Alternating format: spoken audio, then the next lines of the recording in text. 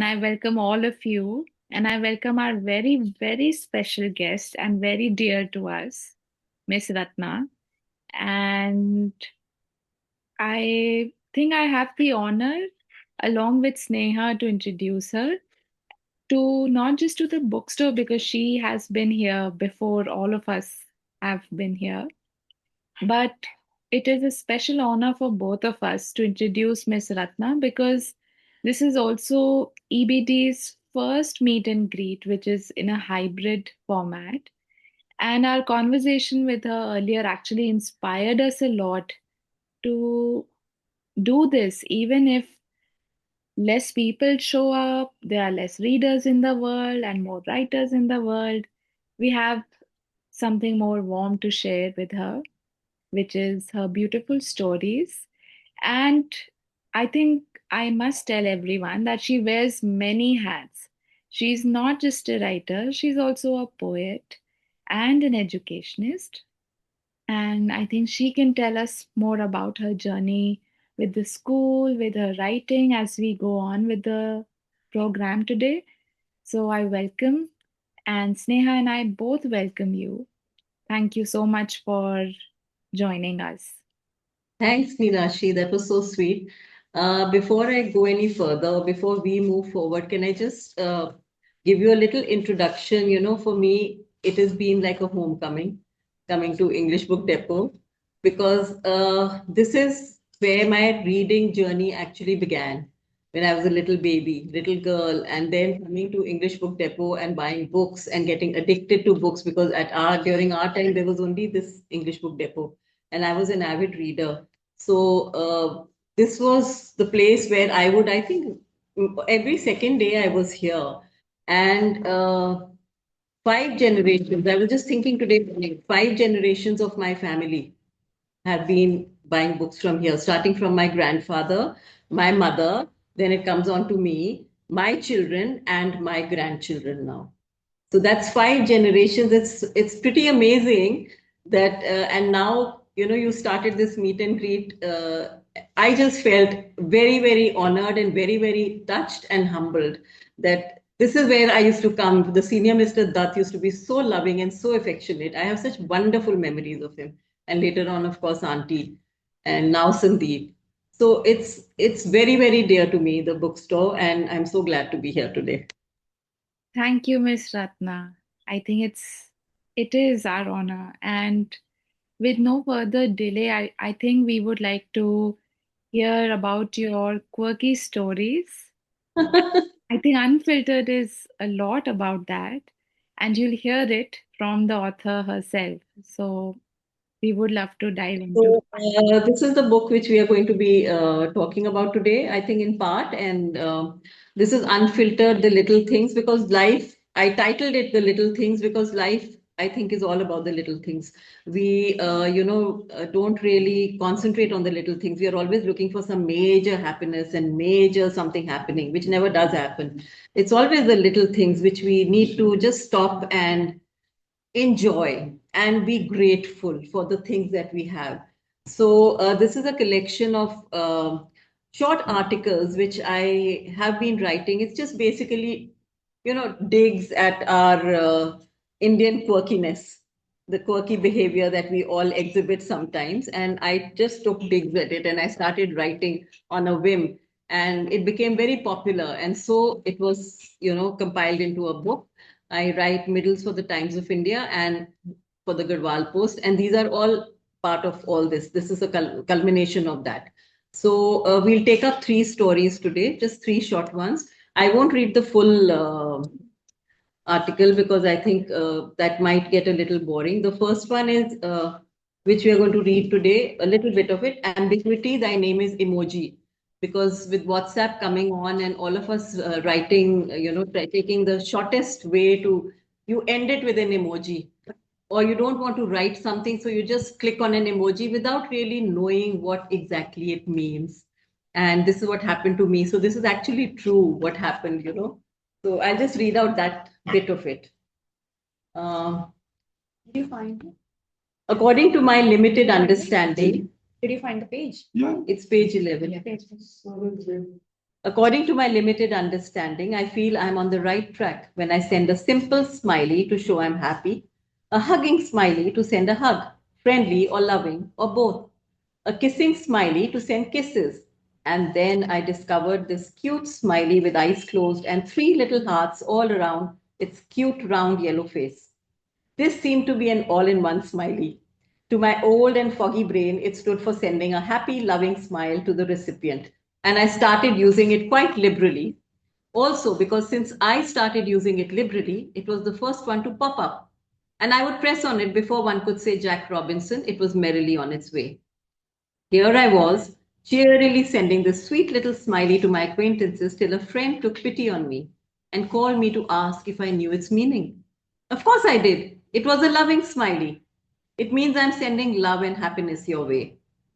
No, was the horrified reply. It means you're in love and sitting on cloud nine. Help! There's a specific meaning behind each emoji, you mean? I asked incredulously. Google it was the cryptic reply. I did, and she was right. Horrors, does that mean I'm in love with most of my contacts? Or does that mean half my contacts think that I'm in love with them? So this is just part of it because it happened to me. I started using it very liberally and I was told to just pipe down a bit on that. And so this is one. And you want me to read the others for also or Yes, also if you could, so before Miss Ratna came today for the event, I must tell all our readers who are joining in person and online, we had a long chat with her, with along with Sneha, who's sitting beside her. And Miss Ratna said, please ask me what you want to ask, like ask me deeper questions.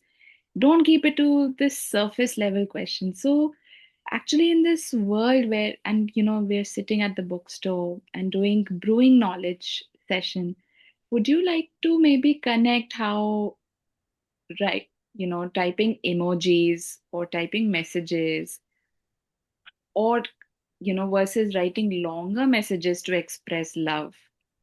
So how did you transition from writing maybe long messages? I don't know if you ever wrote letters. So, how does this change and what does this do to you and your communication? you know, I used to love writing letters. I was one avid letter writer with this beautiful letter paper, everything, the works, love, good envelopes. I belong to that era where we wrote letters, we waited for the postman. It was a beautiful life. And now with this WhatsApp coming in and it's becoming more and more, the messages are becoming shorter. And what really gets to me is the way we write the messages, like we even misspell words now. Even the words like THAT, that is spelled as DAT, DAT. I don't know why people do it. It takes the same amount of time, but I really can't for the life of me. And the English teacher in me dies 100 deaths because it hurts me to such an extent as why ruin a simple message. Coming to me, I don't like sending messages. So that's why I started using the emojis so liberally. I'd rather pick up the phone, talk for a minute. WhatsApp is becoming, there's another very nice article in which I haven't really marked it, but I must tell you that um, hopping onto the bandwagon, it's about, when people just send messages, it's just happy birthday, happy birthday, happy birthday, happy birthday. And if you write something in between, nobody's read it. Nobody has read it. It's just happy birthday, happy birthday, happy birthday. So my entire groups I cannot handle because I don't find there's any warmth in a group. It's the personal contact is missing. It's more of hopping onto the bandwagon than it's somebody's birthday. Whether I know that person or not, I must wish that person, and I find it very meaningless. So I've written this article about where they write happy birthday 10 times. Then somebody, writes something else because somebody's passed away, somebody's father has passed away. Then they say, oh, somebody's father has passed away. Very sorry to hear that. Rest in peace. Then five, six messages. Somebody wakes up the next morning and says, oh, happy birthday, because he hasn't seen the other ones. He goes back to the happy birthday again. So it's amazing. It's a beautiful article, and I'm quite proud of it. What I've written, and this is what group. I mean, this is what WhatsApp messages are in groups. So I personally don't go for groups. I personally try and exit most of the groups. I don't think I'm part of very many groups, And I like a personal and I'd rather just pick up the phone and speak for a minute rather than send a message. That's I also have a same story. The journal manager of EVD, Vikram sir, he uses emoji in the wrong way. So I always tell him, I always cryptic reply him like Google it. You don't know the meaning of yeah, you don't know the meaning of it. You're using it. Yeah, like I really did use that smiley Yeah. with the three hearts around it. I thought it was very cute. See, because a hug, I use hugs very liberally. My hug is very liberal and it's a very honest kind of a hug, with no hidden meaning behind it. And then when I started using this, I was actually checked. Okay, it doesn't mean what you think it is. It's not cute.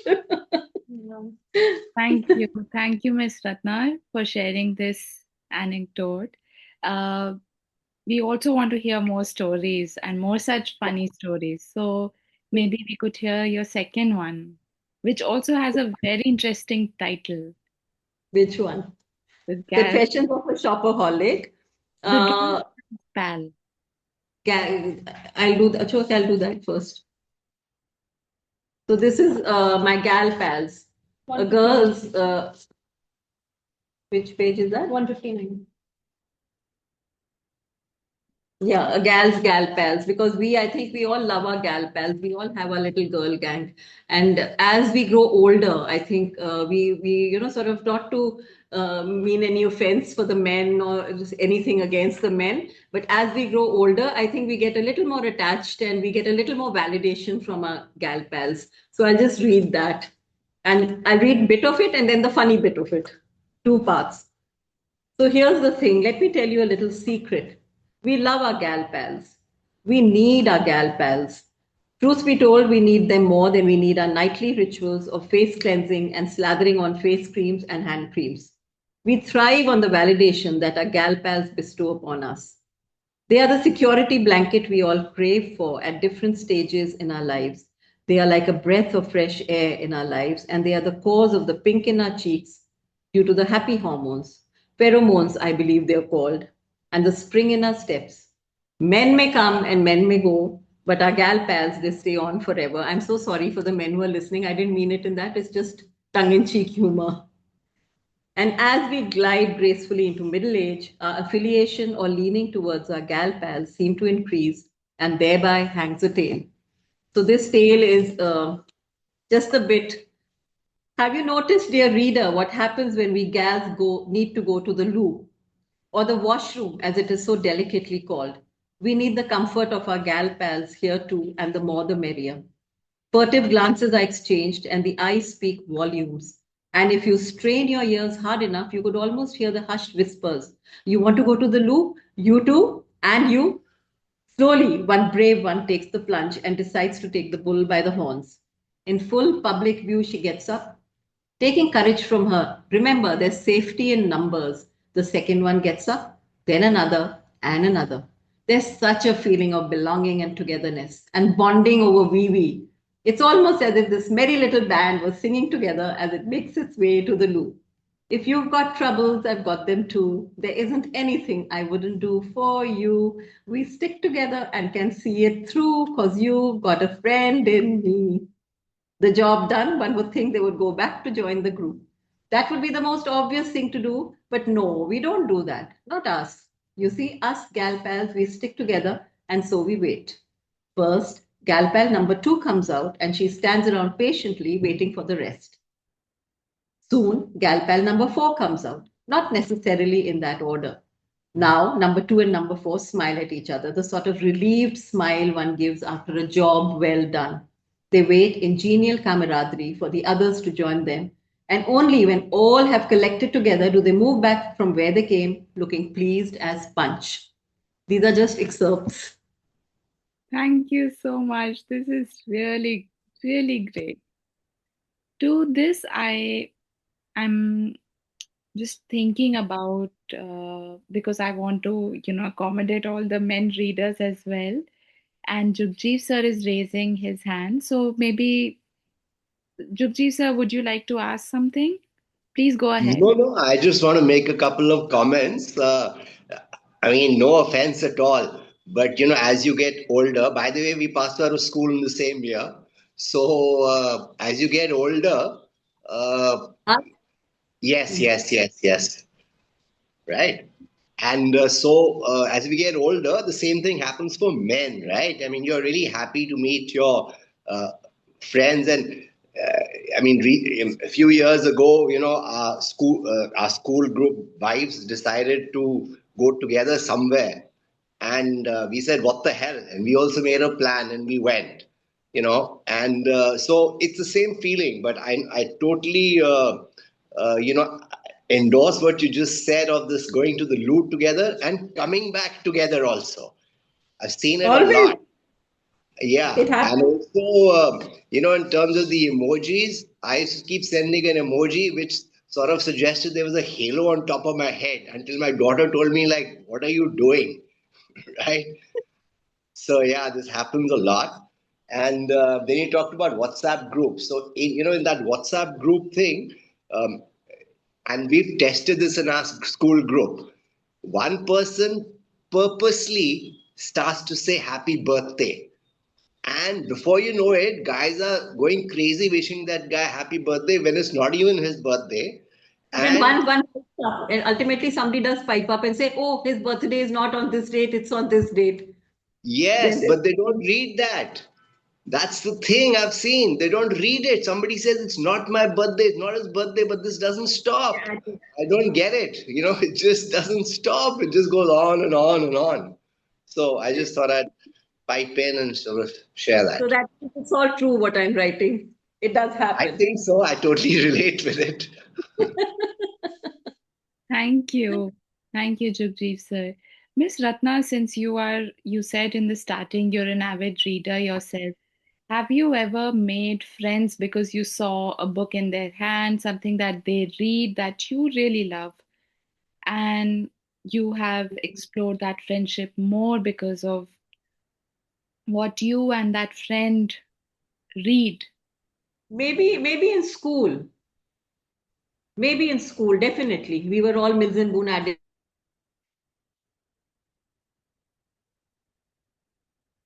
First, we were Enid Blyton addicts. Then we were Mills and Boons. We used to share. I used and Boons. They all came from English Book Depot. And I was so possessive about my Mills and Boons and my Barbara Cartlins. And it was known in school that I would never lend, that she will not lend. But I wanted a clean, crisp book. I used to hate it being dog-eared or anything like that. But later on, I think you become a little more amenable and yes, in school, we did have friends who shared the same books and the same interests, especially for reading. But as you grow older, I got married straight out of school. I was very young when I got married. So then I was mostly on my own, but I never, never, not such. I think no, not over books. I never had the time. I think marriage happened, children happened, and books carried along with me. I used to carry trunks of books with me wherever I went. So, but school definitely, we did have our little groups of readers and passionate readers, definitely, but not later on. Thank you. And how essential is what you read in your friendships now? Do you all discuss books? Do you all discuss what you're reading?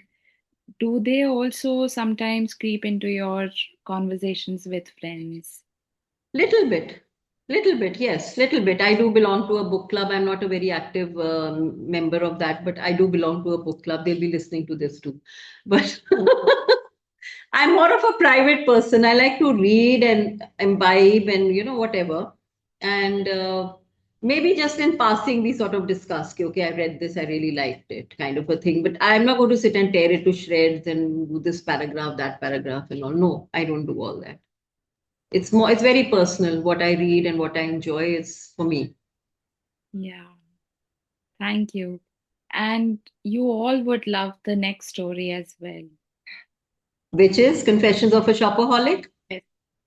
Yeah. So the background is that these days, again, with social media cropping up and all the WhatsApp coming up and everybody sending us messages, all the shopkeepers ask us for our numbers and we very happily give our numbers to them and we said, हाँ ये लो number.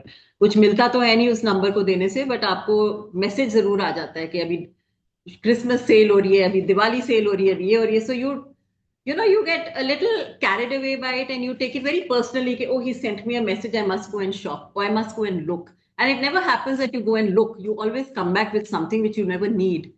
So this is a spoof on Confessions of a Shopaholic.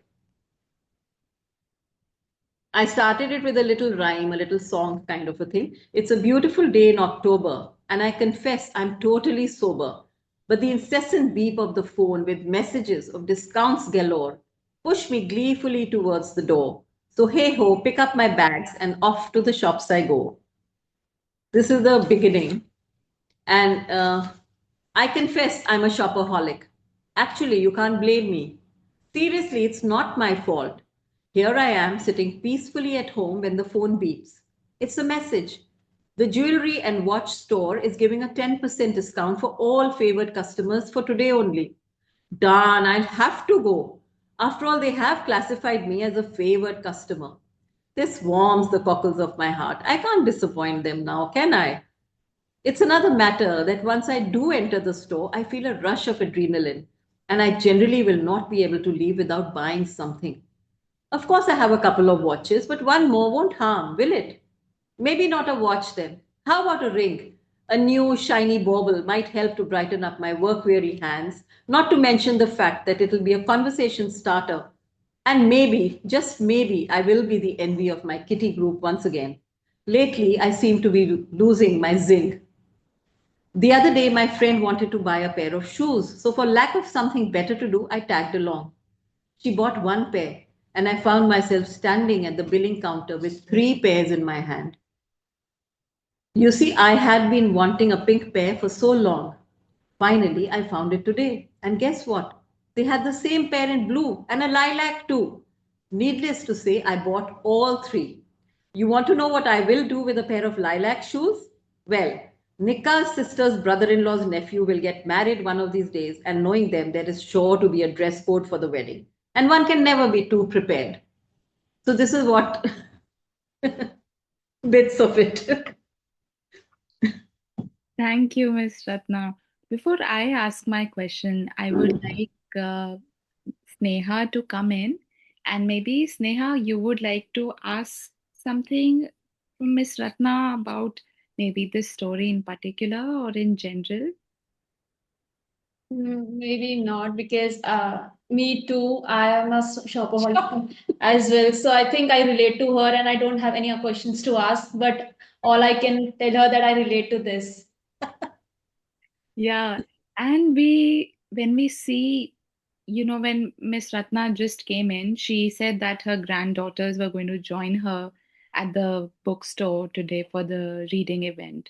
But they couldn't because they've fallen sick because of the pollution in Dehradun. Now, the other side to the story, Miss Ratna, to the discounts and to all of this is capitalism, which always has beautiful ways to pull us in. How do you see Dehradun, and how have you seen it transition from being completely surrounded by nature and now by big brands like Bath and Body Works, Snitch? There are big brands lined up at Rajpura Road. So how do you see the other side of capitalism, of the discounts? Apart from the capitalism and the discounts, I would like to talk about there's a section in my book titled City Wars, which I've written about Dehradun.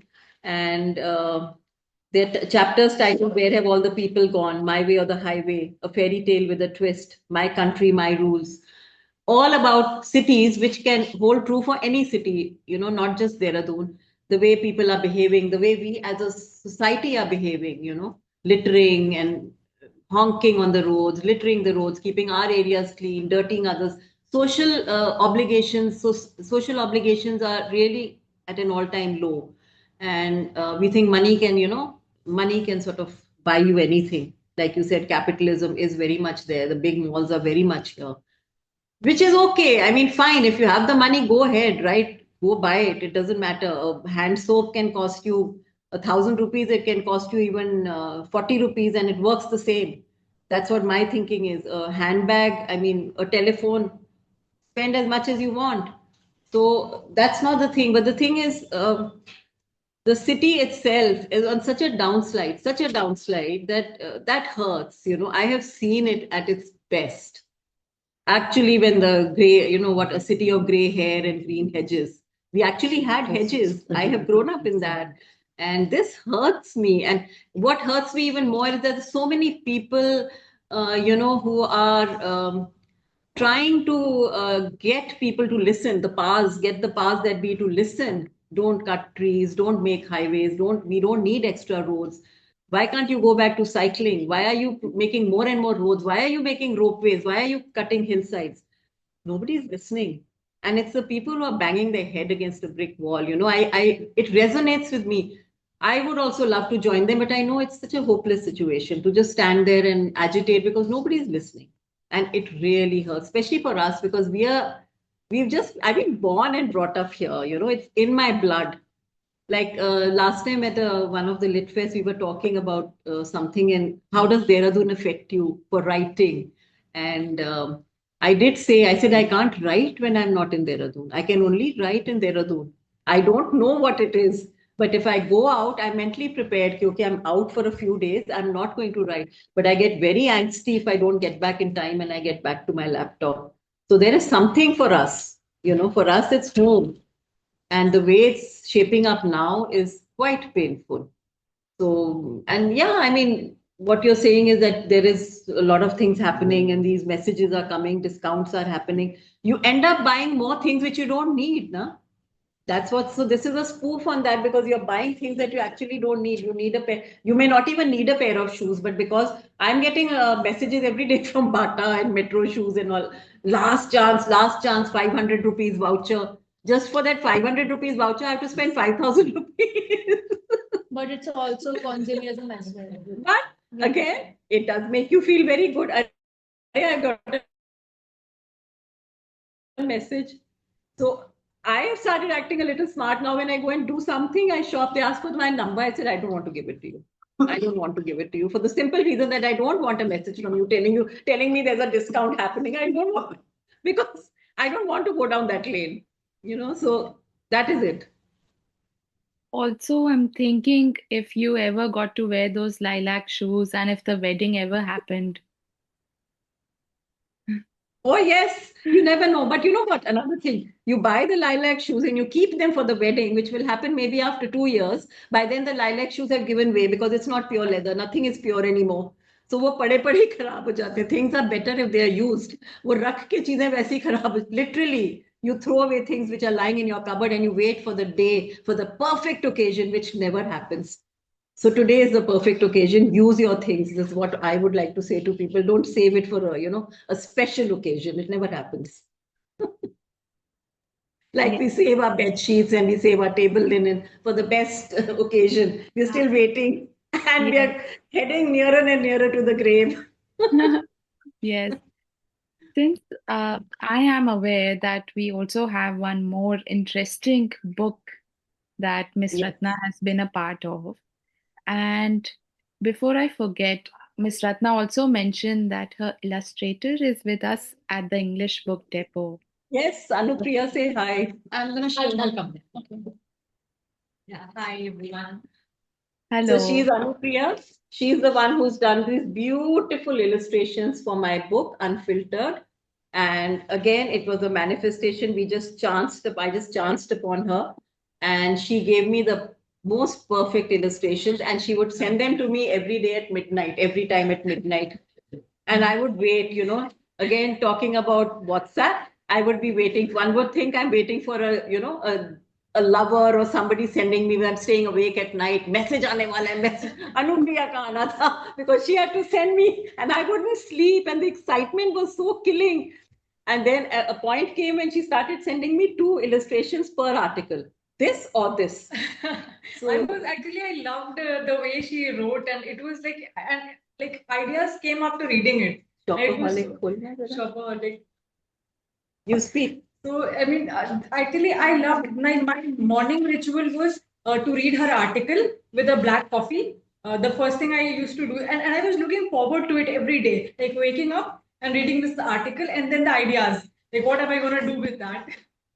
Yeah, because I don't know. And then She sent me this Shopaholic, Confessions of a Shopaholic. She sent me two. Choose. I said, I can't. I need both. So she put a lamp. What did she put? She put a lamppost in the middle. She gave me both. And there were so Same, many same. stories in the stories. So I was like, I had like 2, 3 ideas of all everything. It was very nice working. Yeah, It was we, really we good. had a good time. Yeah, that's You true. continue. That's true. Thank you, Miss Anupriya, for joining us. My pleasure. Thank you. So, we would like for Miss Ratna to read out her next story, her next piece for So, us. Nilashi and everybody who's listening, this is published by Penguin Random House.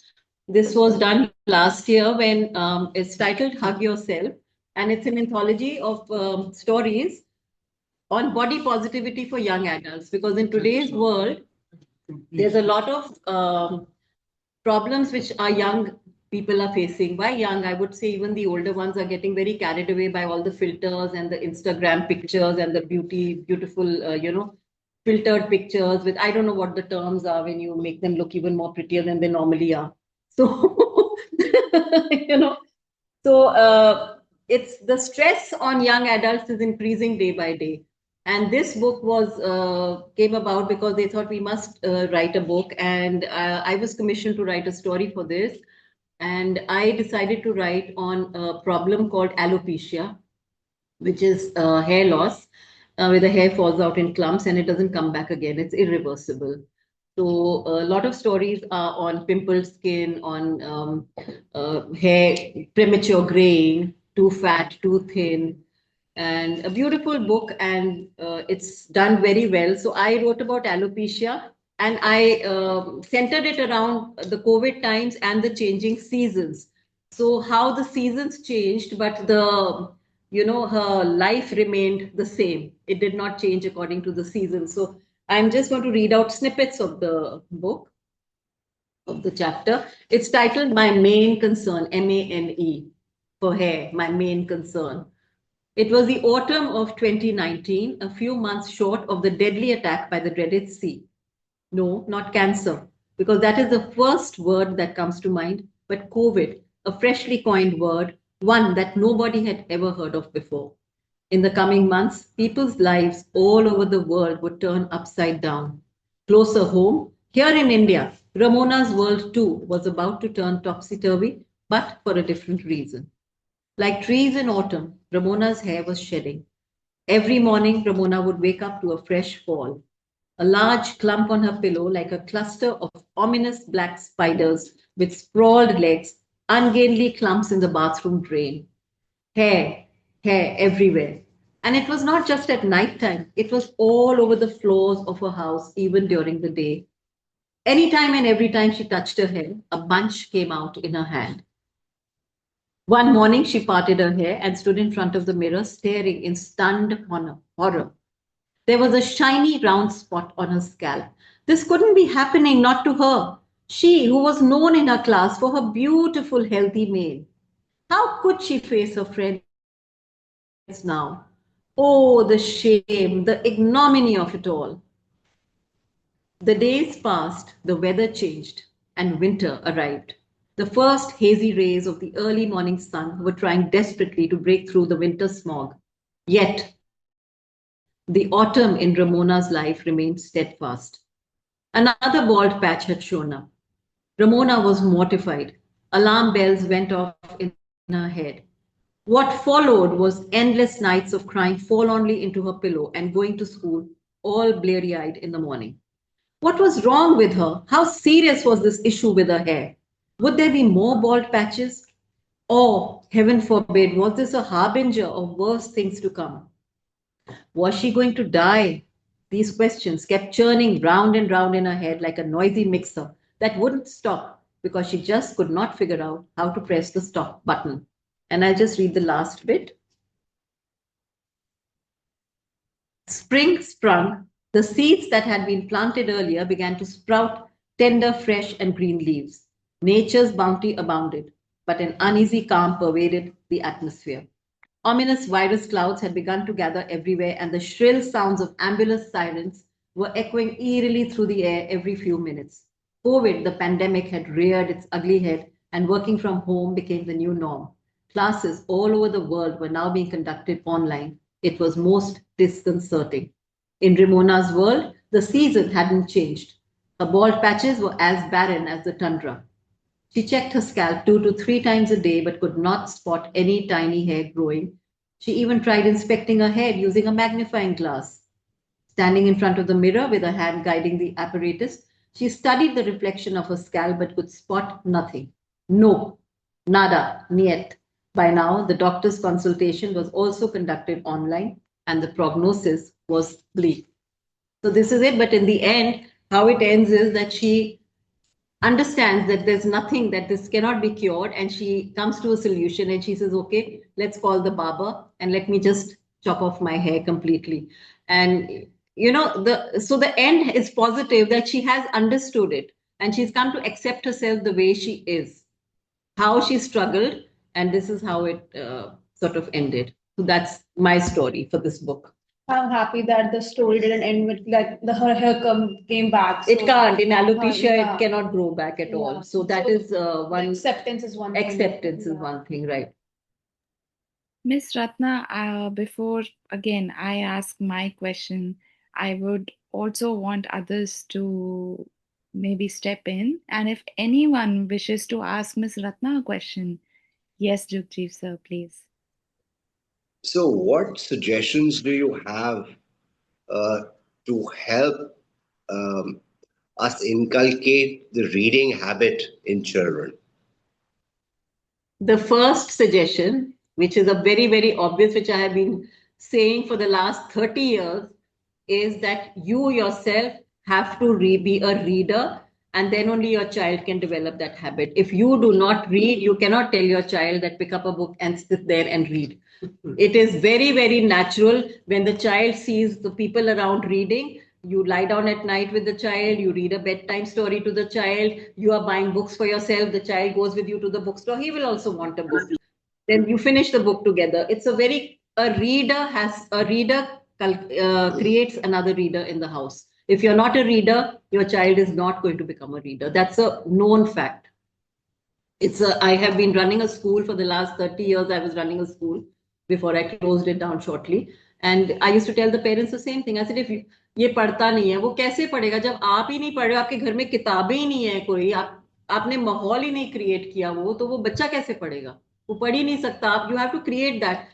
These days, the easiest thing is to give a phone to the child and the child keeps quiet and they say, oh, he reads on Kindle. It's not the same thing. The screen has to be lessened. Right. Let me give you a little bit more context. So we run this program on Sunday mornings. Where the purpose of that program is to purpose of the program. Yeah, we run a program on Sunday mornings, online program, where the purpose is to get children to read, and we try and read books that would be of interest to them and talk about the book, right? And Perfect. characters and stuff like that from the book, and if people relate to them, some learnings they're getting, some feelings that those characters are evoking with what they've done, not done, things like that. So, I mean, any other suggestions you may have to sort of inculcate this habit amongst That children? is very nice. That from the outside influence is very nice. Like in a school, we try and inculcate the reading habit. We give them books as gifts. We have a beautiful library for them. We tell them to bring a book to school. Bring a book to school. Bring a book day. We have that in schools. वो भी होता है.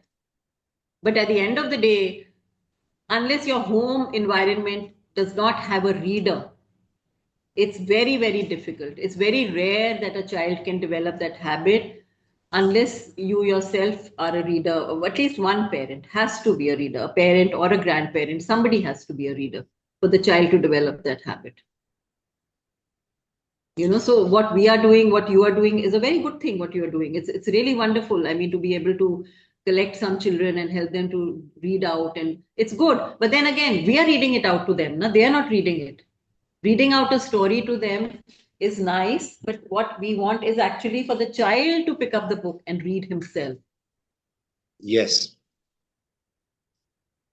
Yes. That effort has to come from the child, and that needs to be pushed, and that can only be pushed if we push the parents. And starting at a very young age. If the child has not developed a reading habit at a young age, suddenly in class 5 or 6, we tell them, okay, buy a book, he'll gloss through it, he'll buy it, you'll buy it for him, you'll give it, he'll gloss through it, he'll finish it. He's okay, I'm done in 5 minutes. But that's not how it works, you know. So that is my understanding. Okay, thank you. Thank you, Jugjeev sir. Miss Ratna, since you read this story, and it has a very beautiful title called Hug Yourself, would you like to talk about your growing up as a girl and how did you come to learn this word acceptance? And what does it still mean to you now that you have daughters, granddaughters, who is also with us You know, actually? Her name is acceptance came Tara. very late to me. Is that my phone? Sorry, I'll just switch it off. 1 second. So, Miss Ratna's granddaughter is with us, present online. Her name is Tara. You know, acceptance came very quite late to me in school when I was a little girl, a young girl. I was very, very thin, and then I became tall also. So I was tall and I was skinny. And firstly, the height used to trouble me because I was the tallest in my class. And then during assembly, you know how it is, the tallest obviously stands at the back. And that I used to be very conscious. So I started stooping. And then I was thin. Thin did not trouble me as such, but I must tell you, when we're talking about this, that children can be very cruel in school. Children can be very cruel to each other. Friends, they may be your friends, but they do pass very cruel remarks sometimes, which can be very hurtful if the child is not, like accepting what's there. So since I was very thin, I had a very good friend of mine, a very dear friend of mine who would walk with me to the gate and say, "You're so skinny, your knees are so knobbly, your elbows are so bony, look at me." And she was short and stumpy. But I still remember the very fact that I'm still remembering it. That means somewhere down the line, it must have affected me. So, this was my point about acceptance. I never felt it that I was thin, but definitely the height used to trouble me at that point of time when I was a young girl in class 7 and 8. I was the tallest. It used to trouble me that I'm so tall. And but and now, of course, I mean, I think the children are much more aware, and I think the parents also are much more, aware about the children, and we sort of tell them very clearly that you love yourself the way you are, and you don't need validation from anyone. Right, I'm very clear on that. Now I understand that, but I'm a bit too late in my daughter age if I'm understanding that I don't need validation. But I definitely tell my granddaughters and my children know that you don't need validation from anyone. You know yourself what you are, and you're pretty good the way you are. So Yes, and I also felt very touched when you read out a story of yours and you said that that story of mine is very nice and very well written. I think that kind of self-confidence is not always in a way to brag about yourself. I think there has to be some sort of validation that you get from yourself. And since you are talking about this, how much has reading played a role in this? How much reading, all kinds of literature has played a role in this? totally reading. I mean, for example, Sneha auntie, I mean Mrs. Dutt, like just about 10 days before she passed away, I used to come and meet her, and I was sitting with her and talking to her, and she saw my latest book. You know, I mean, whenever I'd get a new book, I would just tell EBD, "Okay, here, my book has come," and they would get it in the store. And I was sitting with her and talking with her, and she told me, she says, "देख, तेरा कितना फायदा हुआ, तूने कितने पैसे खर्चे किताबों पे, and अब देखो, look at you, you're a writer now." And you know, she said that to me, and it is amazing because whatever I am is due to reading only, because my dreams, my aspirations, my manifestations started Enid Blyton, I used to dream. I said, I wish I could write like this. Then I was reading Children's World, a beautiful magazine by Children's Book Trust, which I write for now. Children's Book Trust has published so many of my stories. I used to dream about Children's World. If I could write for Children's World, how wonderful. And so it's only when you read that you dream and then you move forward. And it happened very organically, very slowly. It was not that I was pushing for it, it was just dreaming. And the dreams happened only because of reading. Reading creates a whole new world for you, a whole new universe. And I could devour a book a day when I was younger. I could. It's now my eyes trouble me, so I can't read, and I need a lot of good lighting. But I mean, I just want to keep buying books, and they're all at my bedside table. Okay, 2 pages of this, 2 pages of this. I need to keep reading. I feel insecure if I don't have books. If I travel, I carry a book with me. I feel very insecure. People carry, I don't know what they carry, makeup or whatever, jewelry. I carry books because if I don't have a book, I may not read it the whole trip, but the security blanket, the security of having something to read, that it is with me, it is so important. It is so important. So reading has played a major. My dreams and my aspirations started only after reading. And I don't remember a day when I never read. I mean, my uncles, there were four maternal uncles, all four generals in the army. And they would come home to Dehradun. And what was it? The trip was to English Book Depot. Come, what do you want? Books. So they would come here. We would buy books and go back. That was my gift every time. So it was just books, books, and books. There was no other thing. Books as a companion. As a companion, as Yeah, your even though you don't read them. no, those Yeah. days I was reading. No, I was when you devouring travel or books. something. Yeah, that. Yeah, even if you don't read it, you carry it as a companion. Oh, you yes, have. That you have. definitely. Yeah. Definitely. I do the same. Every time I have a book in my bag. Yeah. Every time, yes. So we are all birds of a feather. Yeah. Thank you. Thank you for sharing. I think we'll take one last comment from our online audience, and we can close the online session because we have some people at the bookstore. They can continue having a great conversation with Miss Ratna Thank you so much, and Meenakshi. some nice coffee and cookies. Yes, thank you. Meenakshi ma'am has raised her hand. Yes, Miss Meenakshi ji. I just wanted to show, my agreement to Miss Manucha's thought.